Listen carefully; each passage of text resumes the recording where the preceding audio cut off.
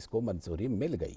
विधेयक के नियमों के मुताबिक वोटर आईडी को अब लोगों के आधार नंबर से जोड़ा जाएगा, जिससे भविष्य में फर्जी मतदाता कार्ड बनाने पर काफी रोक लगेगी।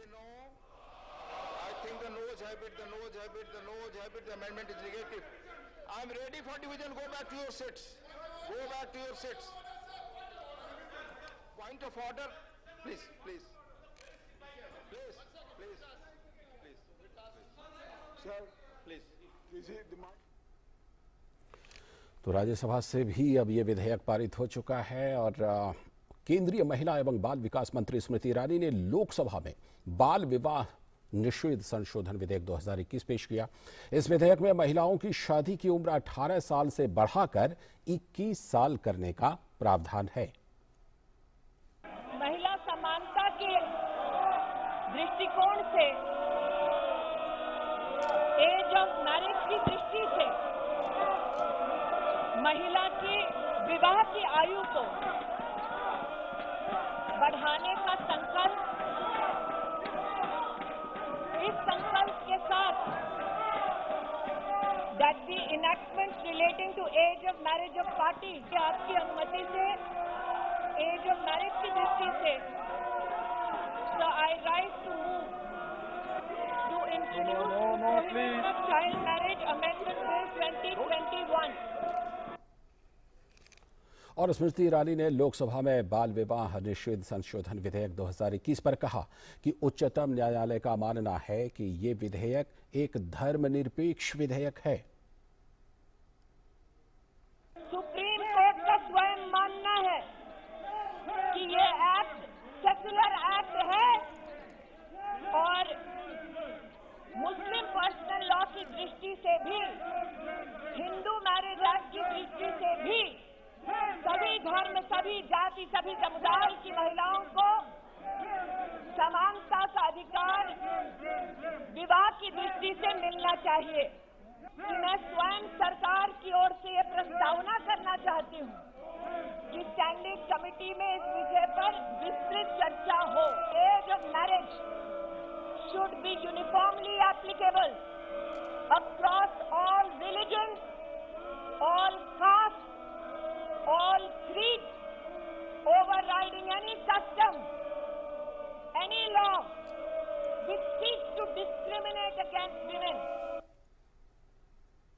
और साथ ही उन्होंने कहा कि लोकसभा में बाल विवाह निषेध संशोधन विधेयक 2021 पेश किया जाना राष्ट्र के इतिहास में एक निर्णायक कदम है। ये निर्णय, ये इंट्रोडक्शन राष्ट्र के इतिहास में एक निर्णायक कदम है। हमारे प्रधानमंत्री जी ने इस प्रस्तावना को अपना आशीर्वाद दिया कि इस देश में किसी महिला के साथ भेदभाव न हो। हमारे प्रधानमंत्री जी ने इस प्रस्तावना को आशीर्वाद दिया कि जब 15 और 18 साल की बेटियों का गर्भवती होने से 10% मिसकैरेज का चांस रहता है, तो बेटियों के संरक्षण में ये प्रस्तावना सदन के सम्मुख प्रस्तुत की जाए। महिला संरक्षण और सम्मान के लिए प्रधानमंत्री के इस ऐतिहासिक कदम के लिए मैं देश की बहनों की ओर से उनका आभार व्यक्त करती हूँ, उनका अभिनंदन करती हूँ। और केंद्रीय मंत्री पीयूष गोयल ने विपक्ष के 12 सदस्यों के निलंबन के मामले पर आज राज्यसभा में अपना बयान दिया। उन्होंने कहा कि हमने निलंबित सदस्यों को सदन में वापस बुलाने के लिए बार बार उनकी पार्टी की बैठक बुलाई, लेकिन कभी भी बैठक में कोई पार्टी शामिल नहीं हुई।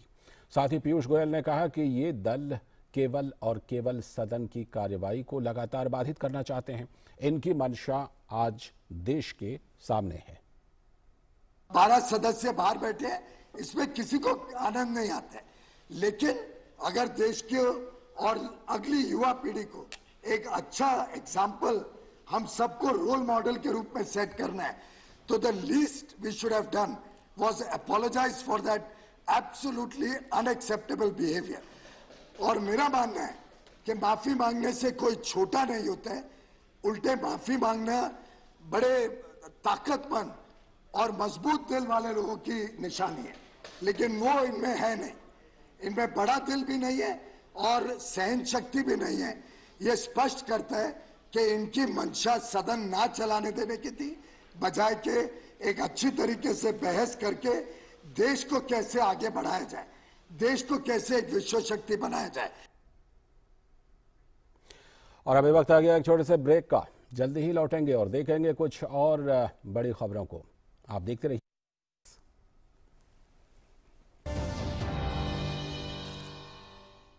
वाविन के RoHS compliant heavy metal free CPVC pipes में है स्मूथ इंटरनल सरफेस, मतलब अब ना कोई स्केलिंग ना कोई रुकावट।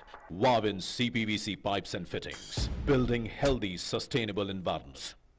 हर जोखिम से निकल कर फसल आए, सुरक्षित हो जाए। फसल बीमा से हर किसान अब आत्मनिर्भर हो जाए। अब सूखा पड़े या बाढ़ आ जाए, कोई डर नहीं। अब ओले पड़े या कीट पतंगे फसल खा जाए, कोई फिक्र नहीं। अब कैसी भी आपदा हमारी फसल पे आ जाए, क्षति होने पर हमारे दावों का उचित भुगतान मिलता है, क्योंकि हमने लिया है प्रधानमंत्री फसल बीमा। बुआई से फसल कटाई तक हर जोखिम का दावा, न्यूनतम प्रीमियम पर अधिकतम भुगतान का वादा। योजना से हर साल जुड़ रहे हैं 5 करोड़ से ज्यादा किसान। अब आपकी है बारी। नजदीकी कृषि कार्यालय, सहकारी समिति, बैंक शाखा, अधिकृत बीमा कंपनी या जन सेवा केंद्र में स्वेच्छा से करा सकते हैं पंजीकरण। फसल बीमा पोर्टल या फसल बीमा ऐप द्वारा भी किया जा सकता है पंजीकरण। प्रधानमंत्री फसल बीमा योजना, आपकी फसलों का संपूर्ण सुरक्षा कवच। कृषि एवं किसान कल्याण मंत्रालय, भारत सरकार। ब्रेक के बाद एक बार फिर से आपका स्वागत है। आप देख रहे हैं डीडी न्यूज पर हिंदी में समाचार। भाजपा संसदीय दल की बैठक आज नई दिल्ली के अंबेडकर इंटरनेशनल सेंटर में आयोजित हुई। इस बैठक में गृह मंत्री अमित शाह और भाजपा अध्यक्ष जेपी नड्डा सहित दोनों सदनों में भाजपा सांसदों और केंद्रीय मंत्रियों ने हिस्सा लिया। बैठक के बाद केंद्रीय मंत्री अर्जुन राम मेघवाल ने कहा कि इस बैठक में कानून मंत्री किरेन रिजिजू ने लोकसभा में पारित किए गए चुनाव कानून संशोधन विधेयक पर अपना एक प्रेजेंटेशन दिया।